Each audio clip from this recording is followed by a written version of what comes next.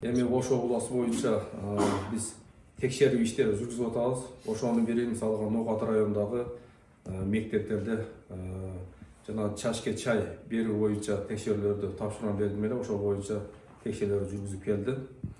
Ал жерден чындыгында фактылар чыгып далилденип, Заа районунун орун басары жумуштан арыз жазып кетти.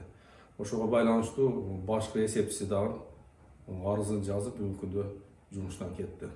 Ошого уруксат берген санэпидстанциянын кызматкерлери, санэпидстанциянын ошол Ноокат району боюнча орун басары ал дагы жумуштан кетти. Андан тышкары ошол санэпидстанциянын бөлүм башчысына сөгүш жарыяланды. Андан башка өткөндө ошол Каракылжа районунун эң алыскы Алайкуу айыл өкмөтүнө барганыбызда ал жерден дагы элдерден арыз муун түшкөн.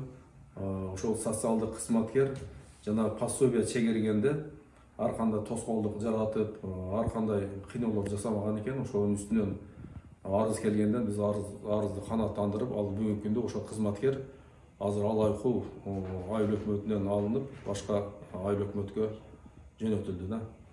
Мындай текшерүүлөр бүгүнкү күндө Ошо облусубузда көптөгөн болуп атат.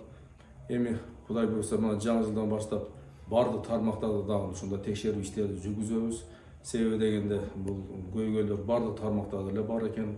Бул саламаттык сактоодо, билим берүү тармагында, айыл өкмөттөрүнүн иш чараларында, жанагындай айыл өкмөт тараптарынан көмүр алган тендерлер боюнча бардык эле тармактарда бүгүнкү күндө текшерүүлөр жүрөт деген пландарыбыз бар.